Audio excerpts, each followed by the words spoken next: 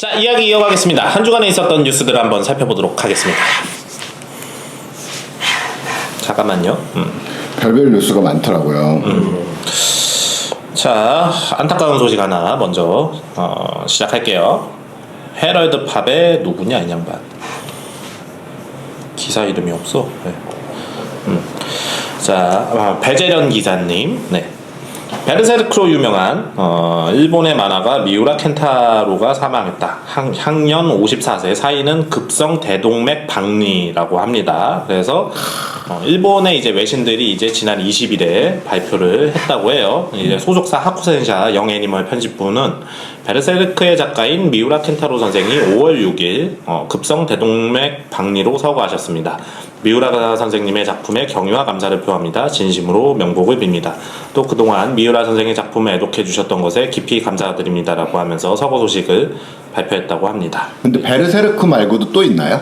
몇 개 있는데, 그러니까 거의 이제 그 베르세르크만큼 장편인 만화는 없고요. 세계적으로 없지 않나요? 그만큼 장편인 건. 이분의 어떤 라이프워크죠, 말 그대로. 그래서 요거를 쭉 이렇게 끌고 가셨었는데, 그러다가 얼마 전에 이제 돌아가셨다고 합니다. 이제 급성 대동맥 박리. 박리면 동맥이 얇아졌나 봐요. 뭐 그런가 봐요. 아마도 그 증상들 저도 뭐 어떤 거 찾아보니까 그러니까 아마도 그걸로 인한 심장마비인 것 같아요. 그런데 그러니까 우리가 좀 심혈관계 질환에 대해서 우선 관심을 가질 필요가 있습니다. 이제 이런 거는 이제 한 방에 이렇게 서거하시는 그런 케이스가 있을 수 있기 때문에. 그러니까 우리가 뭐 이야기를 좀 했지만 오죽 앉아서 만화만 그려야 되는 삶이었으면 이렇게 젊은 나이에 의건형 나이잖아요. 그러니까요. 돌아가시냐 이런 얘기했는데 진짜 안타까운 것 같아요. 근데 저는 진짜 이 만화를 제 인생의 10대 때부터 본 만화거든요. 그렇죠. 처음에는 그랬겠죠. 저는 20대 때부터 봤어요. 불멸의 용병이라는 해적판이었어요. 네, 아직도 맞아요. 기억이 나요. 네. 근데 그냥 이제 뭐였냐면 뭐 드래곤볼 보고 셀럽농 보고 다 볼 거 보다가 이제 무슨 뭐 싸우는 거 같은 만화가 있길래 그냥 빌려봤죠 일단. 네. 대여점에서. 근데 이게 1권이랑 10권이랑도 그림 퀄리티가 다르고 웬만한 장편들이 그렇지만 10권이랑 20권, 30권 때 넘어가면은 이때 그때부터는 그냥 만화라기보다는 약간 그 예술 같은 느낌이거든요. 그런데 그림체만 멋있었다면 그렇게 인생 만화이진 않았을 거고 이 가츠라는 용병이 이제 엄청나게 우울한 어떤 삶으로 들어가는 희노애락과 삶의 어떤 절망과 인간이 어떻게 할 수 없는 그런 여러 가지들을 또 헤쳐나가는 그 과정들 같은 게 거기다 담겨 있어서 진짜 너무 좋은 만화였어요 저한테는. 그냥 내용은 이제 판타지이지만 사실 여러 가지로 항상 나오면 이제 어릴 때는 해적판을 봤고 나중에 정식 출간된 다음부터는 집에 다 있어요. 아 그래요? 네, 저는 전권 빌려줘요. 소장하고 있는데요. 네, 집에서만 보는 만화책이고. 몇 권이에요? 다 있으면? 이제 30권 정도 또 지금 한 37권까지 나왔는데 한 20 몇 권까지는 다 샀어요. 네, 근데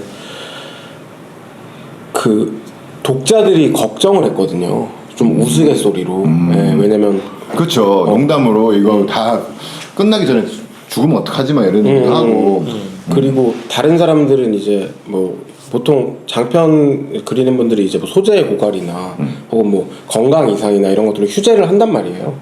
꽤 오래 휴재를 하는 경우도 있어요. 가령 헌터 곱하기 헌터 엑스 헌터 그리는 토가시처럼 토가시는 근데 옛날에는 뭐 드래곤 퀘스트 뭐 게임 때문에 휴재하네 뭐 이랬는데 그분도 허리가 아파요. 허리가 굉장히 진짜 거동할 수 없을 정도의 요통을 가지고 있다. 뭐 그런 것들도 있는데 이 베르세르크 작가의 미우라 켄타로 같은 경우에는 휴재를 할 때 그림을 그렸대요. 그러니까 디테일들 표현하고 싶은 장면들이 너무 광활한 것들을 한 장에 담아내야 되니까 막 그냥 그린 거예요. 그러니까 이 사람은 만화가 너무 좋은 사람인 거예요. 그냥 본인이. 그래서 휴재를 하고서는 딴 만화를 그렸었거든요. 이 사람도.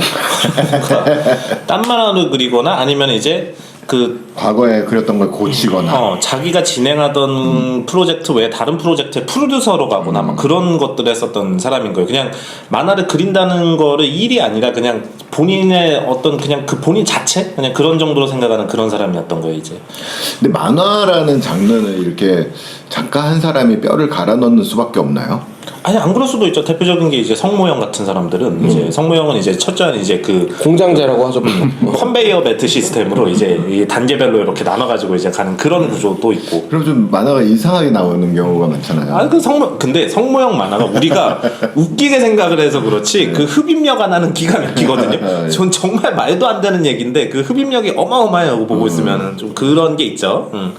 그래서 저는 베르세르크 프로젝트에 이제 승계자로 성모형이 붙으면은 그러면은 굉장히 진도가 빨리 나가면서 그러면서 되게 재밌게 끌고 갈 수 있지 않을까 그런 생각을 했어요. 올해 안에 완결할 수도 있어요. 아 그렇죠.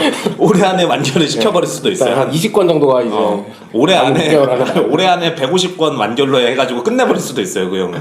그래서 그런 여러 생각. 가지 많은 짤들도 양산시키면서 그렇죠. 아주 붐업을 확실하게 시킬 수 있지 않을까라는 생각을 했는데 아무튼 미우라 켄타로의 사망 소식은 굉장히 참 아쉬운 일이 아닐 수 없습니다. 저도 진짜 제가 보는 만화가 몇 개 없는데 그 중에 하나가 베르세르크였거든요. 근데 거의 그 단행본이 2년에 한 권 정도 나와요.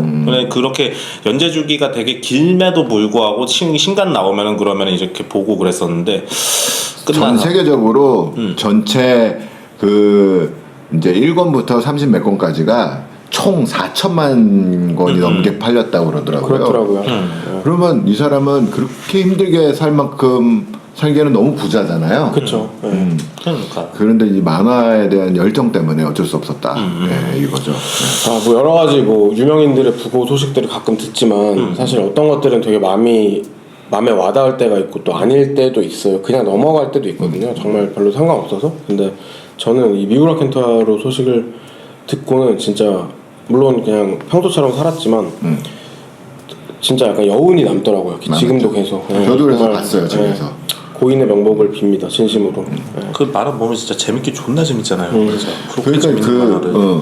책으로 봤을 때가 좀 더 재밌었던 것 같아요. 그 애니메이션 책이 보다. 훨씬 재밌어요. 책이. 그렇죠. 밀도가 다르죠, 사실. 훨씬 재밌어요. 애니메이션은 좀 생략되는 부분들도 많이 있고. 그리고 그 만화책의 그 맛을 그 애니로 못 연결을 시키더라고. 그 작화가 안 돼요. 그 진한 맛을 그거를 못 넘기더라고요. 좀 상큼해지죠. 그죠. 그래서 이제 이 극화의 대가 김성모 선생님께서 이제 다음으로 이제 이어가시면은 잘 완결이 될 것 같습니다. 극사 반대하겠습니다. 자, 다음 뉴스 갈게요. 아이즈 매거진의 허유림 기자님이고요. H&M이 24시간 정장 무료 대여 서비스를 시작한다고 합니다. H&M이 24시간 정장 무료 대여 서비스를 선보인다. 구직 중인 젊은 남성들을 위한 본 서비스는 양복이 없거나 혹은 스스로 구매할 여력이 없는 이들을 위해서 마련했다. 제품은 수트를 포함해서 와이셔츠와 넥타이, 손수건으로 구성되어 있으며 각자의 취향에 따라 원하는 대로 스타일링 할 수 있다. 모든 아이템은 사전 예약을 통해 신청 가능하며 배송 및 매장 내 픽업을 통해 제공하고 반납받게 된다라고 합니다. 그리고 요거는 이 서비스는 우리나라에서는 아직 시행 안 하고 있고요. 이제 해외 뭐 미국이겠죠. 미국에서는 하고 있다고 합니다. 이거 왜 하는 걸까요? 이거를 한다고 이게 돈이 될까요? 과연? 이걸 뭐 돈 된다기보다도 일단 우선적으로 제가 젊었을 때는 이게 아니고 그 턱시도 같은 거 있잖아요. 연미복 뭐 결혼할 때는 뭐 그런 거 하죠. 이런 것들은 이제 개인적으로 가지고 있는 경우가 드물기 때문에 렌탈로 하잖아요. 이 정장이라는 것 자체가 거의 그 급이 되어가는 게 아닌가 이런 생각이 좀 들게 하는 그런 뉴스예요, 저한테는. 네.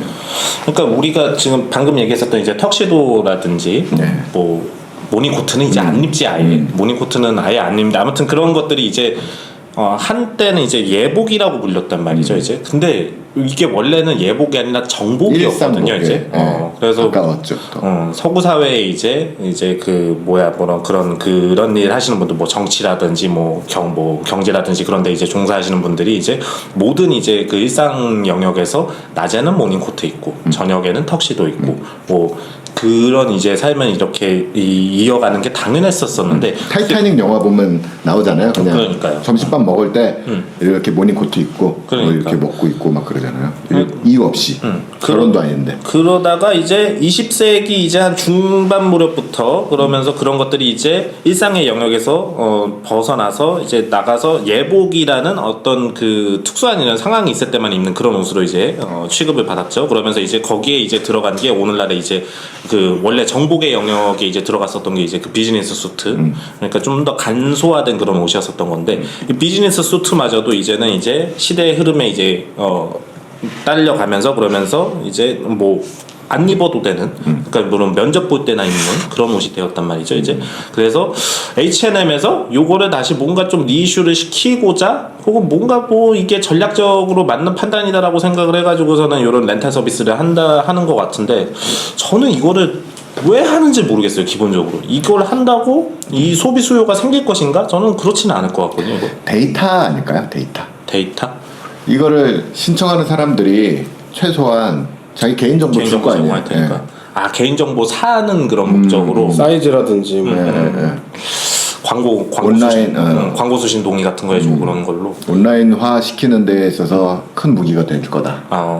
그렇다면 비용이 너무 비싸지 그러기에는. 요거 이제 렌탈을 해가지고서는 이게 또 다시 이제 또 컨디션 이제 원상복귀 시키고 그러는데 이제 그 과정의 이 비용이 많이 옷을 들고 무지하게 많이 만들 수 있는 그 인프라가 있는 회사에서 요거를 하는 거와 전 세계 고객 데이터를 얻기 위해서 광고 및 뭐 이런 걸로 쫙 하는 거하고 비교를 해봤을 때 요게 더 싸게 이게 더 먹힐 거다 낫겠다. 이렇게 생각할 수도 있죠. 그렇네. 하긴 H&M은 뭐 옷값이 싸니까 제조 비용이 싸니까 그렇게 접근할 수도 있겠네요. 웹사이트 들어가 봤는데 지금 예약이 안 돼요. 네, 그러니까 UK 한국만 안 되는 거 아니고요. 그 예약되는 사이트로 들어가 봤거든요. 근데 예를 들어서 여기 북거스트라고 써 있잖아요. 네네. 그래서 이게 지금 UK 사이트예요. H&M. 근데 북을 누르고 이제 언세컨스트 나오고 종류 한 개 있습니다 지금. 근데 하나 누르고 사이즈가 쫙 떠요. 네. UK 34부터 XX 라지 UK 48까지 사이즈는 많은데 여러 개 눌러봤는데 안 눌려. 지금 그 리저브 할 수 있는 뭐 날짜가 지나갔다. 그래서 지금은 예약을 못한다. 이런 식으로만 그냥 한 줄 뜨네요. 그래서 그냥 보여주기성 기획인 것 같기도 한데. 아니 근데 그 제가 생각했을 때 그 생각보다 시스템이 엄청나게 막 고도화되어 있지는 않다. 막 뭔가를 많이 준비하고 한 거보다 그냥 약간 이벤트 같은 느낌이에요. 이건 솔직히 H&M 이거 한다고 해서 제가 봤을 때 비즈니스로 연결할 수는 절대 없어요. 예. 윤수 씨가 말한 것도 있고 또 보여주기성 기획이지 않을까 싶기도 해요. 그냥 잠깐 캠페인처럼 하는 게 아닌가 싶어요. 그러니까 여기도 목적은 이제 첫인상이 뭐 좌우한다. 뭐 잡 인터뷰 같은 거 할 때 원세컨스트라는 요거를 사라. 뭐 약간 그런 식으로 빌려라. 중국에서 갑자기 훅 빠지니까 이 서구권 고객들의 어떤 로열티를 좀 다시 고취시키기 위한 뭐 리텐션을 하자. 선행 느낌의 그런 거 아닐 수도 있고요. 그러니까 뭐 우리가 지금 다 말하는 게 어떻게 어떤 직접적인 판매와는 별로 이제 관계가 없을 거다라는 그런 의견이잖아요. 보면은 이러니까 회사가 오늘 참. 자 다음 뉴스 갈게요. 예, 패션포스트의 임경량 기자님이고요. 무신사 스타일쉐어 29cm의 인수에 대한 MOU를 체결했다고 합니다. 박수 한번 칠까요? 아 왜 이렇게 좋아해요? 제가 얘기했잖아요. 힘 닿는 데까지 빨아보겠다고. 자 그런 거 치고 피드백 너무 없는 거 아닌가? 외사랑이에요. 외사랑도 이런 외사랑이 없어요. 이건 또 오래 던지다 보면 또 걸려듭니다. 자 온라인 패션 플랫폼 무신사 대표 조만호가 국내 브랜드와 함께 글로벌 패션 시장에 진출하기 위한 사업 전략으로 스타일쉐어 그리고 29cm와 업무 협약을 맺고 인수 절차에 돌입했다고 합니다. 그래서 뭐 어쩌고 저쩌고 하는데 인수 방식은 무신사가 스타일쉐어와 29cm의 지분을 100% 인수하는 형태로 진행을 하며 인수 규모는 3천억 정도라고 본다고 합니다. 네. 그래갖고 인수 이후에는 뭐 무신사 스타일쉐어 29cm는 플랫폼별 고유 특성을 유지하기 위한 독립 경영 체제 체제를 유지를 하며 통합 전략 수립 및 시너지 창출은 입점 브랜드 성장 지원 혜택과 플랫폼 고도화를 위한 인프라 부분에 이제 집중할 예정이라고 합니다. 그러니까 기간은 안 바꾸되 다만 이제 그 서로 이렇게 도움이 될 만한 것들만 이렇게 공동 전략으로 이렇게 넣겠다라고 하네요. 처음에는 보통 그렇게 하죠. 근데 이게 제가 되게 보수적으로 생각하는 거긴 하지만 MOU라는 거예요. MOU라는 거지 이게 실제로 돈을 박았다라는 게 아니에요 이제. 그래서 서로 이렇게 뭐 앞으로 우리가 뭐 인수를 해보자. 하는 걸로 해보는 걸로 합시다라고 해가지고 거기까지 이제 합의가 됐다는 거예요 MOU는. 이제 근데 이러다가 부러지는 케이스도 있긴 있어요. 그러니까 저도 겪어봤고 많죠 사실은. 근데 내가 볼 때는 그러니까 돼야 되는 거다. 돈이 들어가야 인수가 완료가 되는 거다. 그렇게 보시는 게 저는 보수적이지만 좀 그래도 맞는 얘기지 않을까. 그런 그건 당연한 생각합니다. 얘기죠. 네.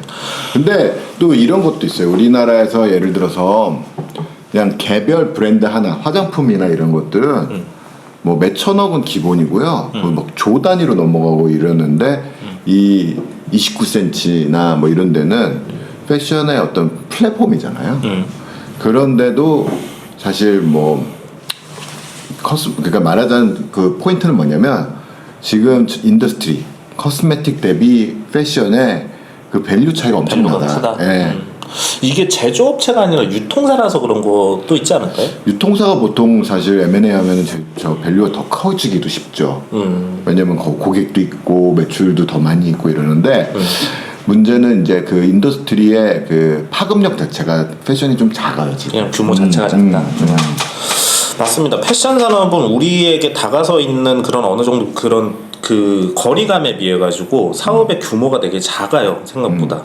그래 그런 특성이 있다 보니까 3천억이라는 게 물론 엄청나게 큰 돈이긴 하지만 다른 분야의 뭐 인수합병 사례 뭐 무슨 삼성의 하만 카톤 인수가 뭐 7조 막 이런 거에 비하면 규모가 확실히 좀 작기는 작죠. 이렇게. 맞습니다.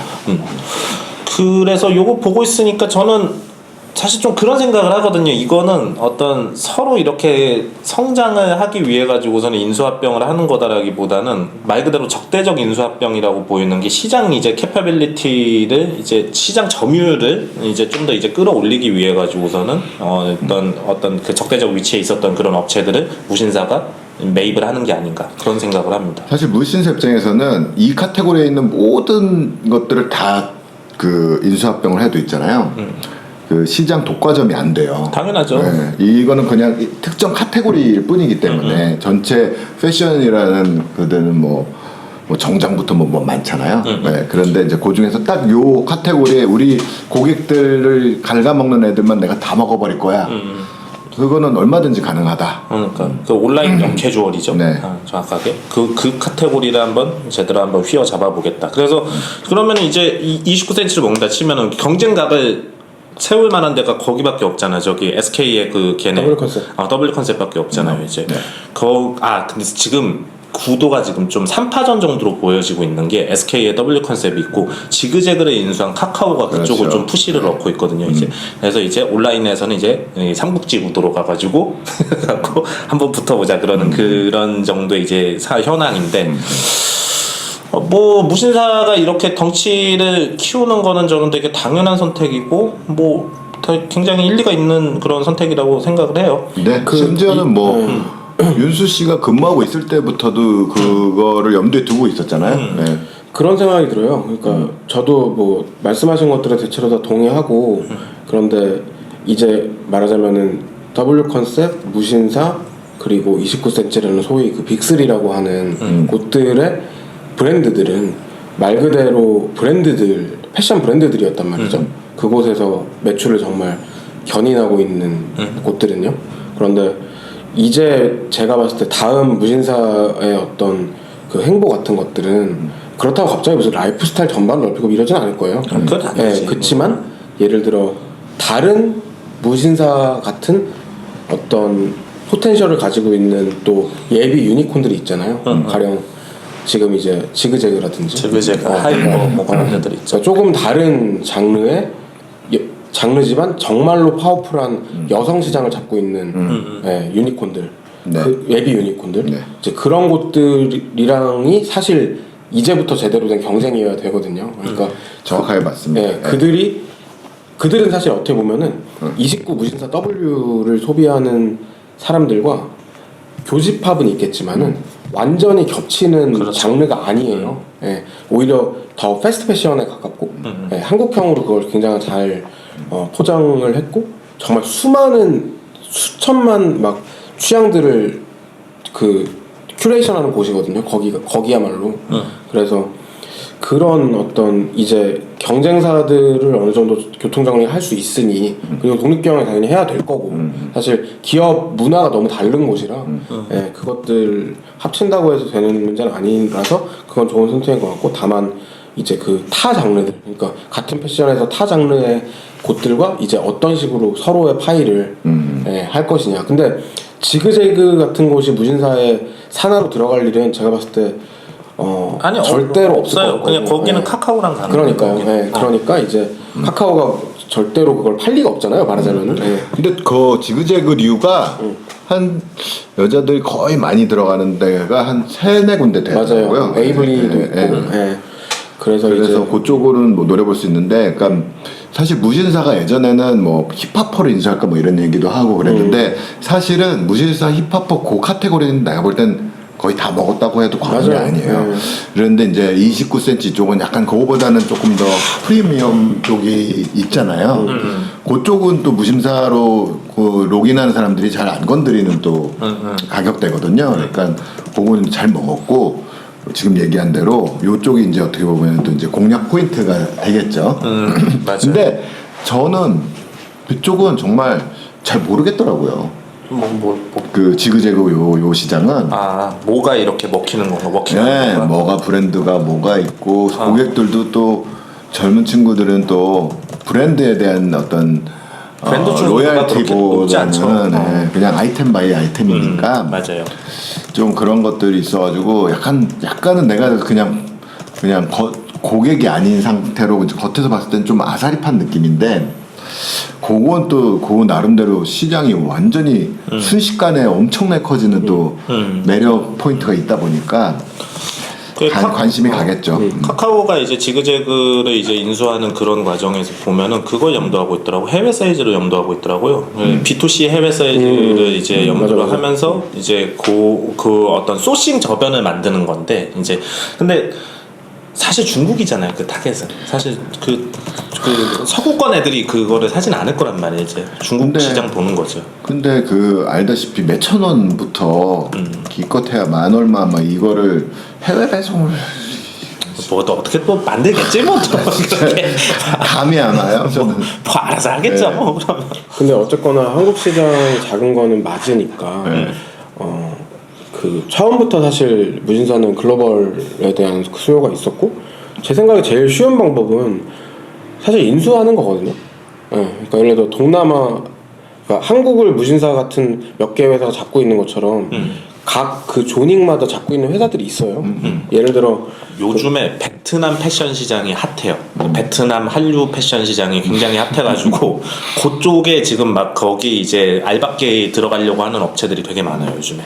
근데 이제 그렇게 되려고 하면은 지금 그 방식으로 간다 그러면 약간 에이랜드처럼 물건 사입해서 그때 홍콩의 에이랜드 유통하는 사람 얘기 들었듯이 있고 해가지고 거기서 올려가지고 거기서 배송해주거나 거기서 현지에서 팔거나 약간 그런 형태가 되지 않고는 이제 한국에서 배송인데 요거가 이제 어떤 방식으로 갈 수 있는 건지가 궁금하다 이거죠. 그렇죠. 이게 사실 다른 장르랑 제일 차이점이긴 하네요. 그러니까 어쨌든 생산된 물건이 존재하는 국가가 무조건 있어야 된다는 거. 그러니까 차라리 음식 같은 경우에는 딜리버리 같은 경우는 그렇죠. 프랜차이즈가 가능하죠. 네. 그리고 그냥 사면 되잖아요. 네. 이 사업이 또 문제가 재고가 없어요. 재고가 이제 그냥 절대 재고 자체가 양이 적다 보니까 막 그거를 대물량으로 이렇게 뭐 해외로 보내갖고 거기에서 세일을 하고 이런 게 안 돼 또 이게 또. 그러면 의미가 달라지죠. 아 진짜 이게 고민을 저도 이거를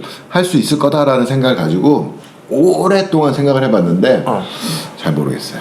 근데 그런 이제 조금 하이엔드 패션 쪽에서는 직구가 굉장히 또 활성화돼 있잖아요. 네. 그러니까 사실 하이엔드뿐만 아니라 뭐 그냥 조금 고급 캐주얼인 뭐 폴로 랄프 로렌 같은 경우도 바로 얼마 전에 그 아예 한국의 접속 자체를 막았대요. 아. 한국 사람들이 너무 많이 그쵸. 그 구매 대행을 이용해가지고 이게 주문을 폴로코리아가 해가지고. 그거 마진을 너무 많이 붙이니까 거기 이제 그래서 아무튼 보면은 사람들이 어쨌든간 심지어 영어로 돼 있어도 그냥 막 사잖아요 그냥. 예, 근데 그거는 그 개별 아이템이 그런 방식의 유통을 그쵸, 그쵸. 해도 될 그쵸. 만큼의 마진을 그쵸. 가지고 있다는 그쵸. 게 미들 브랜드만 해도 그게 되는 맞아요. 게 이제 네. 배수 안에 이제 그게 맞아요. 들어가 있으니까 맞아요. 네. 물류 비용이 이제 넣을 수가 있으니까 되는 건데 이제 무신사나 뭐 지그재그나 뭐 W 컨셉은 아니다라고 치고 뭐 그렇게 아주 그러니까 저가 이제 캐주얼 웨어를 주로 취급하는 그런 데들은 그게 좀 어려운 거지 이제. 무신사까지도 어떻게 해볼 만해. 근데 여기는 진짜로 가격대가 당신들이 보통 생각하는 옷 가격하고 너무 다르기 때문에 지그재그 같은 데도. 네. 어. 거기는 잘 모르겠더라고요. 그러니까. 아무튼 뭐 잘하겠죠. 뭐 알아서 하겠지 뭐 싶은. 카카오가 하는 거 보고 일단 생각합시다. 네. 그리고 지금 뭐 무신사가 이렇게 다가서는 거는 저는 일단 해외를 생각하기에 앞서가지고 그냥 국내 시장이 이렇게 그건 것 평정, 같아요. 평정 평정 같아요. 쪽. 자 다음 뉴스 갈게요. 자, 패션포스트의 임경량 기자님이고요. 패션 대형사 1분기 실적 회복이라고 타이틀을 걸어주셨습니다. 오프라인 소매 경기가 회복세를 보인 데다 코로나19의 여파로 인한 기저효과까지. 이 기저효과가 뭔지는 잘 모르겠는데. 보복 소비 같은 것도 뭐냐면, 아닌가요? 바운스백하는 그러니까 작년에 빠졌으니까 그러니까 근데 지금 코로나가 완전히 극복이 된 게 아닌데 벌써 이제 백을 한다는 게 그게 그 무슨 기저효과인지는 잘 모르겠어요. 근데 심지어는 우리도 작년보다 신장하는 수준이 아니고 재작년 수준에 지금 거의 도달하고 있거든요. 매출이. 그러니까 제가 봤을 때 이 기저효과는 그거 같은데요? 보복 소비. 보복 소비. 그것도 있죠. 네, 왜냐면 어쨌든 어디 못 가니까. 근데 못 돈은 계속 동일하게 벌면은 이제 사람들이 뭔가 소비를 해서 풀어내고 싶어 하잖아요. 보통 사람들은 여행에서 돈을 그쵸, 많이 쓰는데 그쵸. 여행을 또 못 가니까 맞아요. 네. 옷 사고 뭐 이런 거 하는 경우도 있고 그리고 또 의도적으로 기업들이나 이제 이런 데서도 작년은 코로나였어. 이제 우리 보통 대로 돌아가야지. 약간 이거를 좀 많이 부추깁니다. 소비자들도 그렇고 그치. 또 그치. 현장도 그렇고 그렇죠. 그렇게 해가지고 여기에서 이제 좀 으쌰으쌰해서 만들어지는 부분도 분명히 좀 있을 거고요. 자 그래서 1분기 패션 대형사 5곳 빅5예요. 그러니까 이제 삼성물산 패션 그리고 LF 한섬 신세계 인터내셔널 코롱 인더스트리 패션 가운데 4곳이 전년 대비 회복된 실적을 거뒀다고 합니다. 삼성물산 패션 부문은 1분기 210억 원의 영업이익을 거두며 흑자 장사를 했다고 합니다. 매출도 18% 증가한 4,120억 원으로 집계를 했다고 합니다. 여전히 영업이익은 5%가 안 되네요. 자 그리고 한섬도 기대 이상의 성적을 거뒀다고 합니다. 영업이익은 전년 동기 대비 56% 증가한 요건 잘했다. 452억을 기록했으며 매출은 3,333억으로 22% 증가했다고 합니다. 그 주식 스타일로 보면 이 빅4 중에 한섬이 거의 어닝 서프라이즈더라고요. 그러니까 지금 3,333억 매출해가지고 그 중에서 이제 영업이익이 452억 남았으면 요거 장사 잘한 거거든요. 거의 엄청 15% 남은 거의 애플 같은 거예요. 이건 진짜. 엄청 잘한 거예요 장사 이거. 5%에서 15% 보통 이렇게가 맥시멈이라고 많이 얘기하는데 의류는 그러니까 직전에 이제 삼성물산만 보더라도 5%가 안 되잖아요. 지금. 이들은 왜 이게 가능한 거죠, 근데?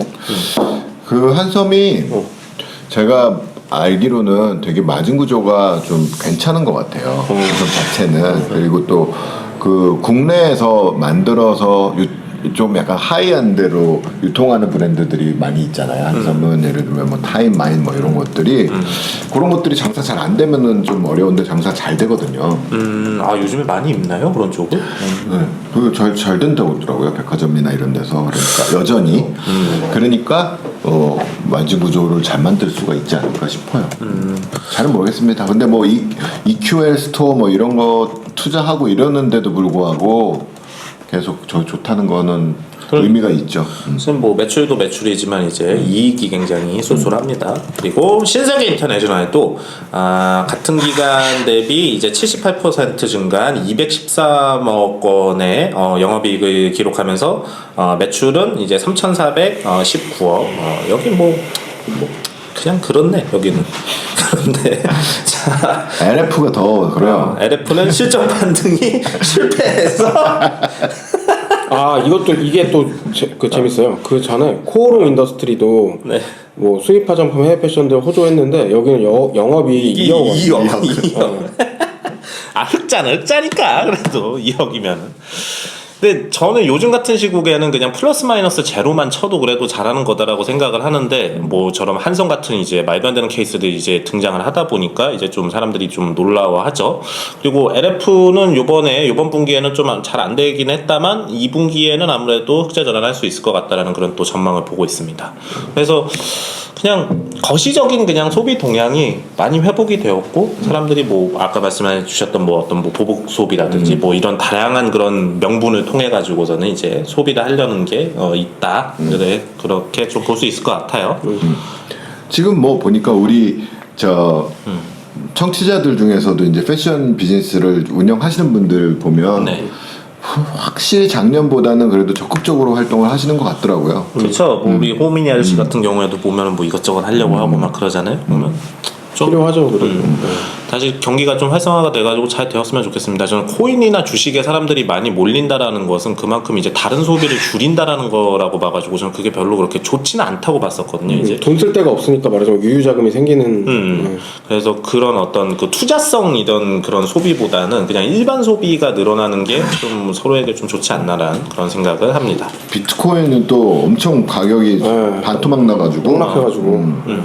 사람들 뭐 영끌 뭐 그랬다고 그러던데. 그러니까요. 그것도 나름대로 큰일이에요. 다 저는 그냥 다 좁혀져가지고서는 다 거짓골로 갔으면 좋겠습니다. 그렇게 저는 정말 비트코인을 부정적으로 보는데 아무런 그런 그게 없는 것에 대해서 근데 좁혀져가지고 뭐냐? 나 진짜 오랜만에 들어본다. 좁혀져가지고 다 박살이 나가지고서는 다시는 그런 쪽에 사람들이 그런 말도 안 되는 것에 투자를 안 했으면 좋겠어요. 그렇게는 안 될 겁니다. 아, 그리고 저는 반대입니다. 좀 박으셨어요? 그렇죠? 아, 저는 조금 있거든요. 아, 근데 저는 그 옛날 2017년 첫 번째 광풍 때 그때 이제 몇십만 원 그냥 짤짤이 같은 느낌으로 넣었다가 그때 한번 대폭락했잖아요. 그래서 그때 그냥 덥군요. 그쵸? 말하자면 100만 원어치 0.000 몇 비트코인이 있는데 100만 원이 30만 원 되는 것까지는 봤어요. 그리고 그냥 제가 지운 게 아니라 앱이 그 서비스를 지우던데요. 그거 없어진 거 아닌가요? 그러면 그러니까 증발한 거 아닌가요? 그 토스였거든요. 그게 토스에서 이제 가상화폐 비트코인 어쩌고 거래 뭐 그거였는데 뭐 토스가 지웠으니까 그리고 일단 떡락을 했으니 아 그래 이건 잊어버리고 있자. 네, 삼심 없다고 못 사는 그런 게 생기지 않는 한 여기는 꺼내지 말자. 근데 한 200 되지 않았을까요, 그래도? 그러니까 올해 초에 또 떡상했잖아요. 다시 비트가. 그때 보니까 결국 100, 30, 300. 근데 지금은 안 봤어요. 150좀 됐겠네. 네, 그래서 웃기더라고요 그냥. 네, 그냥 다 없어져 버렸으면 좋겠습니다. 이런 것들. 자, 패션 포스트고요. 자, 이채영 기자님입니다. 알리바바 연매출 125조 기록 경신이라고 타이틀을 뽑았는데 나랑 아무 상관없다 진짜. 중국 내 뭐 여러 가지 뭐 이런 원인 분석이 있는데 중국 내 사용자 거래액 전년 동기 대비 30-40%가 증가했다고 하고 얘네도 엄청나군요. 그래서 이렇게 발생한 이익은 이제 뭐 전액을 이제 입점사 지원에 쓰고 신규 사업에 이제 투자를 하려고 한다고 합니다. 그 법만큼 그거를 배당을 해주는 것보다는 그냥 다 이제 다 회사 확장하는데 이제 쓰겠다고 합니다.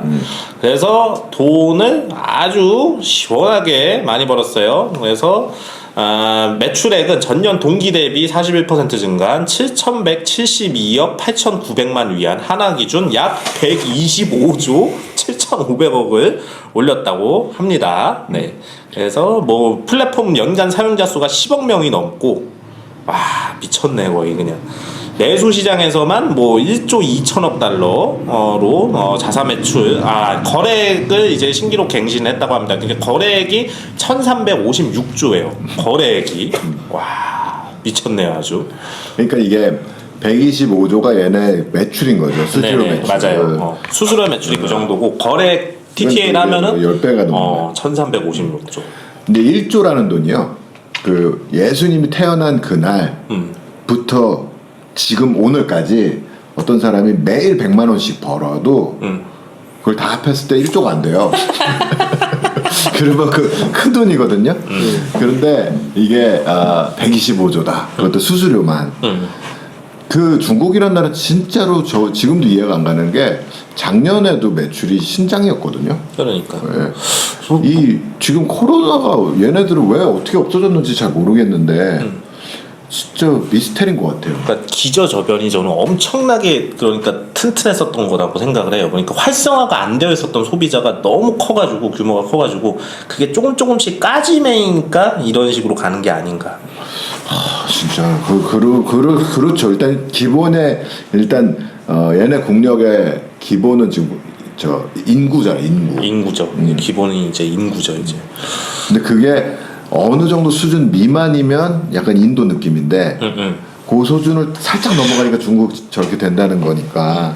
그러니까 이제 사람들이 인도를 포기를 못하는 이유가 이제 막 무슨 투자사들이라든지 어떤 거대 자본들이 인도가 여전히 이렇게 좀 정체되어 있고 뭔가 이제 사회가 정리가 안 되고 그럼에도 불구하고 인도를 포기를 못하는 이유가 17억이니까 중국 케이스가 날 수 있을 만한 그런 포텐셜이라고 보는 거죠 이제. 맞습니다. 인구가 10파원 것 같은데 우리나라는 애를 안 낳으니까 큰일 났어요. 날 수가 없어요.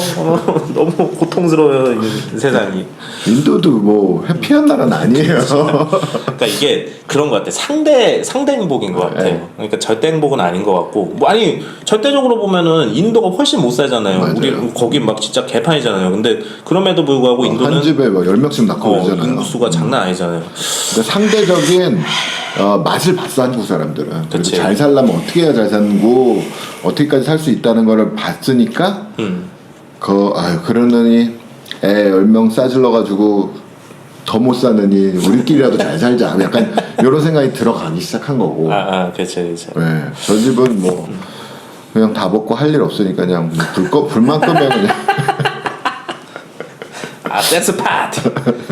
그렇지 않았을까. 예. 자, 그래서 뭐 알리바바가 요즘 장사가 엄청 잘 되고 있다는데 이거는 정말 특수한 그런 상황이고 어떻게 저는 사업 모델을 굳이 분석할 필요가 없다. 왜냐 그거를 우리가 따라할 수가 없다. 그런 상황이다라고 생각을 합니다. 그래서 그냥 남의 집 일이라고 생각을 하시는 게 정신 건강에 좋을 것 같아요. 근데 중국 때문에 너무 괴로워요. 저는. 왜요? 그러니까 지금 이 아시아가 예전에는 일본을 범접할 수 없었거든요. 그렇죠. 일본이 그 중요도를. 그냥 절대 강자였지. 근데 지금은 뭐 일본이 그래도 썩어도 준치라고 무시는 못 하는데 일단 중국은 논외로 쳐요. 중국 따로 아시아 그다음에 약간 이런 식으로. 중국의 입금이 너무 세다 보니까 좀 이제 회사에서는 이제 그 레벨이 있잖아요. 제가 저의 동급의 중국의 애를 동급으로 볼 수가 없는 거예요. 뭐 그렇겠죠. 뭐 매출이 매출이니까. 그러니까 뭐 네. 동급이라고 할 수가 없지 그거는. 그래서 중국 근데 좀 중국 애들이 좀 그런 건 있어요. 좀 거만하거나 좀 그런 게 있어요. 그런 건 그 개인적인 뭐 그거겠지만 일단 좀 일할 때 좀 목소리가 크죠 자기가. 네, 어쩔 수가 없죠. 네, 짧게 패션 포스트 최수환 기자님 이분이 짧게라는 건 아니고요.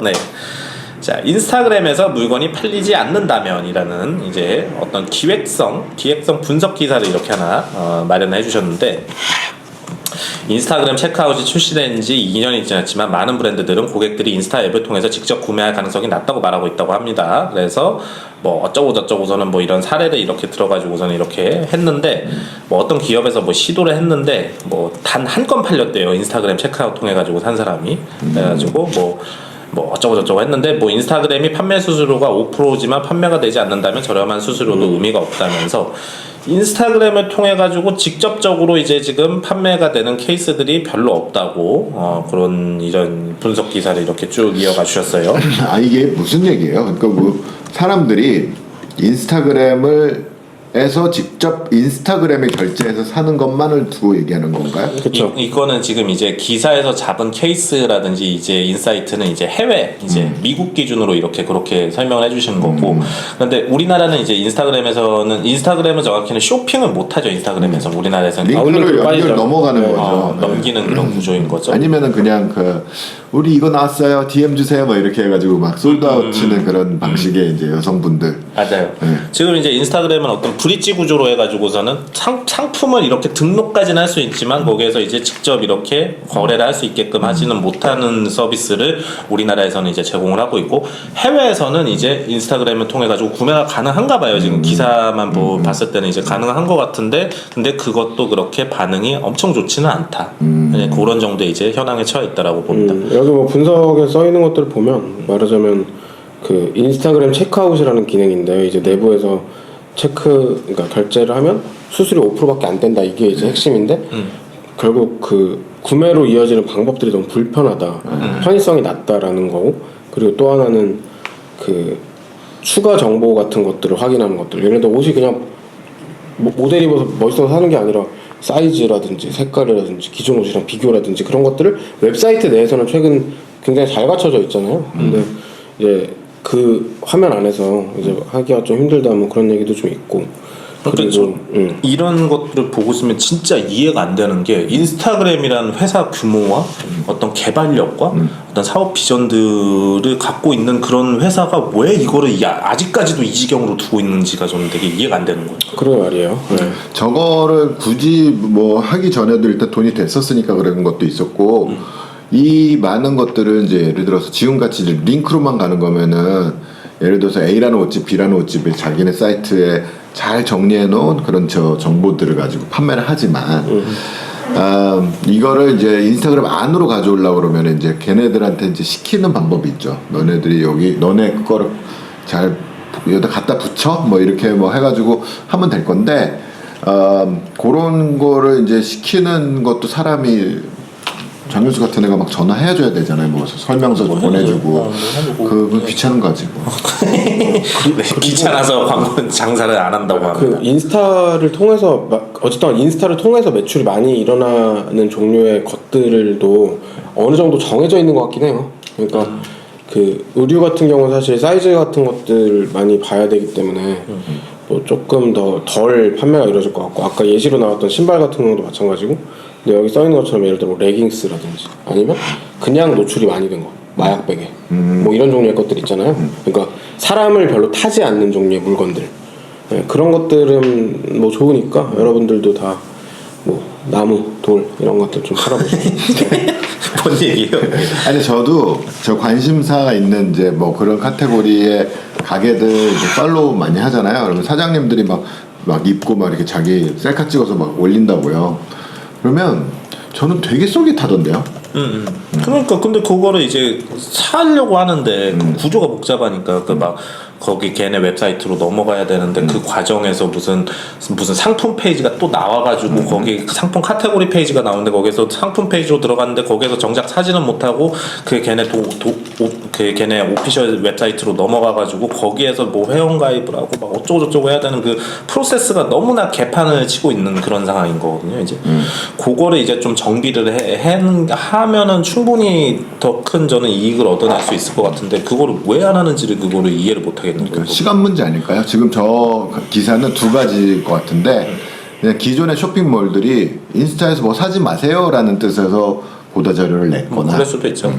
그렇지만 결과는 쇼피파이에서 이렇게 뿌린 거예요. 결과는 인스타그램에서 이걸 읽고 이거를 해야 되는구나 이거를 보완해야 되는구나 뭐 이런 결과가 될 것 같습니다. 우리는 이제 인스타그램하고서는 정확하게 이제 반대의 대척점에 있는 케이스를 하나 알고 있는 게 네이버거든요. 네이버는 원래 광고 중개업으로 이제 모든 이익을 벌던 그런 회사였었어요. 구글이었죠. 그러다가 지난 2016년 17년부터 이제 숍에 대한 이제 개발, 그러니까 중개 사업, 거래 중개 사업에 대한 이제 개발의 필요성을 깨닫고서는 그쪽에 디벨롭을 엄청 시켜가지고 지금 이제 네이버는 모든 포커스가 그쪽에 다 맞춰져 있어요. 이제. 그래, 그런 식으로 이제 개발 모델을 했을 때 굉장히 큰 이익이 발생을 할 수 있다라는 것을 인스타그램이라면 충분히 알고 있을 터인데 굳이 왜 안 하는 걸까? 뭐 귀찮아서 안 한다고 합니다. 네. 근데 뭐 왜냐면 그 티몰처럼 하는 거거든요. 그래서 수수료 3%의 네이버는 그렇잖아요. 그 대신 이제 여러 가지 마케팅이나 이런 거를 같이 막 하면서 이제 그걸로 돈을 벌 거니까 그러면 이제 인력도 많이 만들어야 되고 그런 것들이 따라오죠. 뭐 지금 이 정도 벌어도 충분하다고 생각을 해가지고 그럴 수도 있죠. 네. 뭐 아직 그 단계가 있는 거니까. 자, 다음 뉴스 없지요? 여기까지. 네, 여기까지입니다. 네. 한 주간에 있었던, 2주간에 있었던 뉴스들을 이것저것 살펴봤습니다. 여러분들에게 도움이 될 리가 없겠죠? 자. 설거지를 잘하셨다면 그걸로 행복합니다. 설거지 화이팅. 자, 다음 시간에 뵙겠습니다. 안녕.